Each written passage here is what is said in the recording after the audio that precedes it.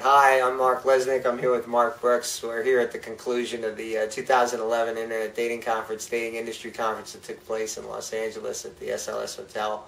And this is our wrap-up. Mark, what were some of your takes you gleaned from this? You know, in 2006 we got together and said mobile dating is going to be huge, and it's been 5 years, and well, I think there's some promise of that at this stage.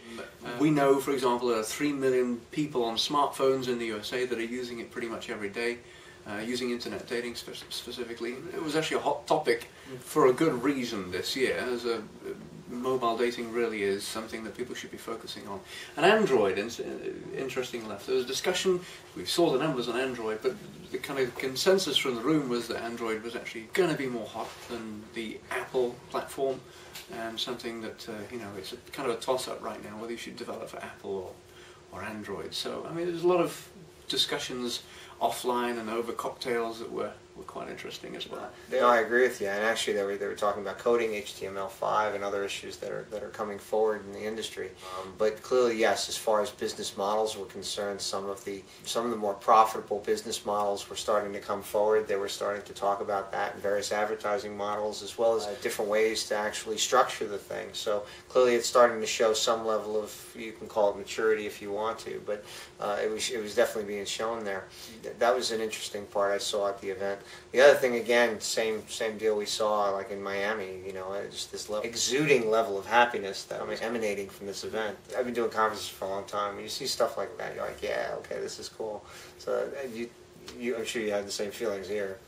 Well, it's a great venue for one. I mean, this hotel is like a dreamscape. It's we've never quite had a hotel as good as this. I mean, we're in the middle of Beverly Hills, and we've got the SLS Hotel, so it's all around. It's just people have enjoyed the time out as well as the time at the conference. So. There was Ty's party at his house. We'll show some scenes from it. The scenes will just speak for themselves, and I'll just leave it at that. There was a party that if you weren't here, I'm sorry. That's basically it. It was fantastic. And who was bartending? Oh, that was me. That was me. That was me. It was okay. Some good reviews from the drinks. Well, hopefully next year we'll be bartending again. But anyway, the other things as well that I couldn't believe out of some of the speakers that we had at the event was we brought in some new, some fresh blood that we never had speak at the event. Like, for example, the woman who did the disability dating. Yeah, she was talking about disabilities, and she just built her site within 6 months, and just basically the media, because there was no one doing a disability dating website. That media basically is what made her grow her site. But how about also Vinay? I know you were impressed with that we found Vinay.com to speak. You know, there's a few speakers. This agenda was interesting because you look at the agenda and you think, okay, well, that was kind of interesting. There wasn't anything that really. There was a few top level speakers, of course, but there were a few that were kind of different. And Vinay was a perfect example of that. I mean, she's a dating coach, and she's coached through YouTube, and she's had 1.5 million views at this stage. And you know, that's just how as she was standing up there, and that's she how just, we found her. You know, you just put a box around her and just kind of look at the way she moved. She was very captivating, for one thing. But it was a really good lesson on social media. You know, why certain people really get attention and get traction, and you know, particular style that she had and the advice that she gave, it just really helped clarify. So it was a lesson on a couple of fronts. It was a lesson. For one, I think people need to listen a bit more to the dating coaches. They've got something to say. They've got something we can learn from. In terms of content, I mean, 1.5 million views, that's not too shabby. That's how I found her. We were searching on YouTube, and we saw that you know, we were looking for some dating people, dating coaches, and other dating search terms, and YouTube, and we found her, and we saw that the actual views of the videos were these incredible numbers. And so we said, we need to get this girl down here. We found out she lived in San Diego, and we had her come down, and figured she should speak. What impressed me was that not only did she know the dating audience that watched her, but she also was very good at video production, and knew how to be effective on camera. So it wasn't just an accident that she had all these views. There's a one-stop shop. I mean, she did everything herself. And she also listened intently to the community, and it was really a community within YouTube. But even so, there were things that she learned, I think, that she could be doing to extend further. Also, the real standout for me was Liz. Well, there were two. There was Liz, and there was also Match.com. Yes, yeah. I mean, both of those were impressive. Liz with Pink Sofa, obviously, we first time ever in what, 8 years of us doing this conference, we had someone discuss lesbian dating. I mean, we're from a startup and has a very strong community. She also treats her site more as a community than as a dating site. The dating comes secondary, but the community comes first in that market. Yes, and that was the real lesson, the real takeaway from her presentation was just the way she knew her community and she appealed to it, she knew how to appeal to the community. And the logo and the branding, I mean, it's not lesbianpersonals.com, it's pinksofa.com. And that's something that resonates, and that's people are... brand. You know, that's... She's very good at branding it in Australia, that's for sure. Yeah. And then, all right, you got to sit and listen to Match.com with their whole mobile direction. What would you get from that? 30% of the people who are using Match are also using mobile, and of that 30%, 20% or so are only using mobile. So they've really used it as a tool to reach a new audience. What was intriguing with both eHarmony and Match.com is that they both have, the app is free, and you get the use of the application, the extended use of the application, as a paying member of eHarmony.com or Match.com.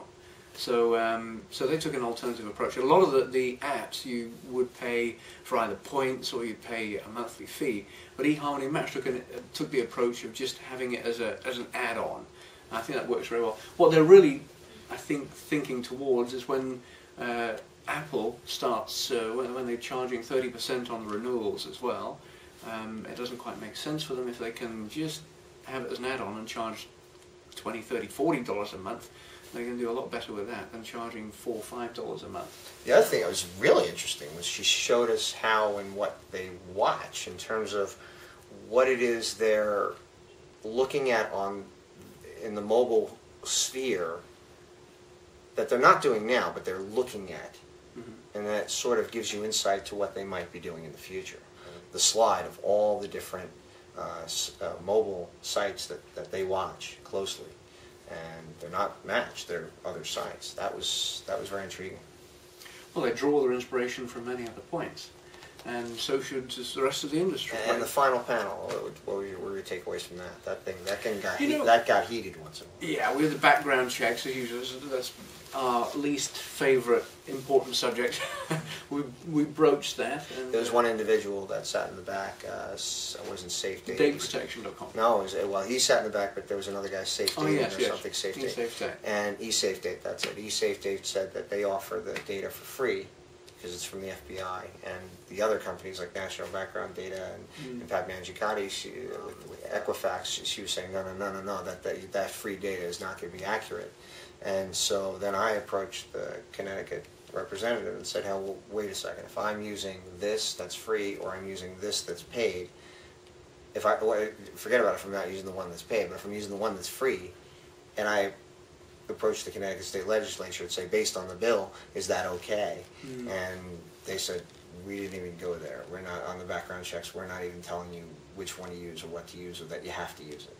And so that opened a can of worms. So that was nothing short of a can of worms. The other thing that was interesting at the very end was the discussion on first-time loss algorithms, which really had been only algorithms at our conference had only been touched over 8 years just on the surface. For each of the companies in the business, their algorithm, their search algorithm for finding mates was considered the Coca-Cola formula. Okay, now for the most part, it's pretty simple. You're looking for someone in your zip code or around your zip code that's a male or female within a date range. That would be the result. But this now showed, hey, no, you don't treat it that way. You have now unique algorithms which actually will produce more revenue based on the results that you provide. And they actually started going into not the math, or not the actual mathematical formulas that go into producing the algorithms, but some of the potential search portions that you can put in there to even more niche the results. And I think we're going to line up a speaker, aren't we, for to get into the numbers somewhat. No, that's it. I mean, because the Pandora's box opened now. Yeah. So if we do have one speaker. Right, we have at least one. We'll look for more. Now the industry's shown that clearly very interested in talking about this algorithm, whereas before it kept it as a secret. Anything else? Just realize we haven't really talked about algorithms. I mean, there's something that is coming up more and more in the industry. But algorithms based on what? Sociology or psychology? I mean, no, not at all. These are really quants. I mean, these are people looking at behaviors. The algorithm evolved. So if you took dating, online dating, and took it back, 5, 6, 7, 8 years, as I said, the algorithm was pretty simple. You're just looking for whatever it is you're searching. Let's say you're a man looking for a woman, and you're looking within a certain zip code or within a mileage range of a zip code. All those results would appear. But the algorithms now, I've found that where it's being developed now in the last 2-3 years is, hey, let's narrow the results down based on, for example, if you're on a scale of 1 to 10, so say you're a guy that's a 5, and a girl that's a 10 is looking for a guy that happens to be in your zip code, you're not going to show up because you're a guy that is a 5 out of 10. And that's interesting. So the woman won't see you ever in her search, even though you're in her area code and you're a man. You may fit all the other criteria, but they have set a secret criteria that says, nope, you're out. The other part was the other way around. Now you're the 5 and you're looking for the 10, and you see the 10, but you have to pay more to contact the 10. That's a very interesting business model that came out of that. So there were a couple other things that we also had at this conference as well. We had Google there for 2 hours talking about the new stuff that they're doing, and always that session. The cheat sheet was pretty handy. But the cheat sheet was handy, but unfortunately they were in the morning after the Ties party, so that was pretty good. We had the Connecticut representative, May Flexer. She was there as well. She was also on the final panel. Chaz? Chaz, yeah, that's what again, I had to keep running out of these things because I'm busy running the conference. But what were your takes on Chaz? Well, again, I mean, kind of an unassuming success story and a step to the left of something we'd normally see at the conference, but along the same lines as Vinay. This is a fellow that's generated an enormous amount of press, interest. I mean, the premise is basically what he did was he said, wanted to get me married, up with a potential 40, wife. Right. And so he offered to spend $10,000 to somebody referred him to somebody who's eventually going to marry. So he basically taken the matchmaking model and saying, throwing it out to everybody. And he told one person, the following day he had 70 emails in his email box, and he just told one person, who then promptly put it on Facebook, and it went viral. So it just kind of shows, if you've got a story. Now, it was beautifully put together. His website was just really well photographed, and it was very intriguing, the choice of photographs. He's a copywriter anyway, so it was just not professionally done, but it was done by professionals. I mean, he didn't have the idea of having a ton of PR off this. He thought he was just going to let a few friends know about it. And it just went completely viral, and 120 press inquiries in all, apparently, and 2,700 emails from people who had matches for him. So there's some inspiration in that, again, for the industry to consider. It's a different angle. Definitely different. For one, I mean, somebody's been very innovative in the way that they're but not really a business approaching model. dating. I mean, not something no, you like viral. say, I mean, just, well, in other words, it's not something another dating you look site at what can he's turn around and done. say, what can I do with this?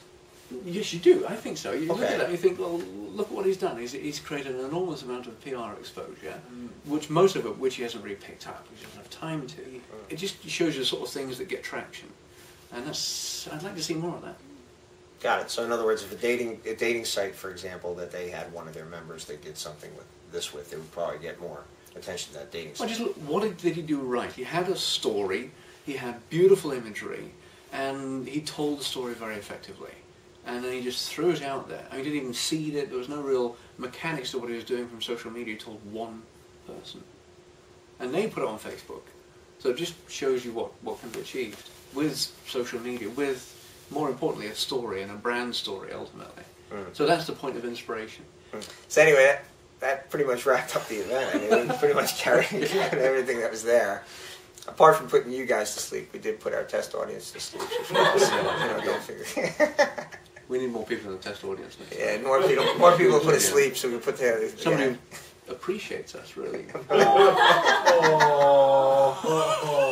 Hopefully look forward to seeing you guys in Miami. See you soon, guys.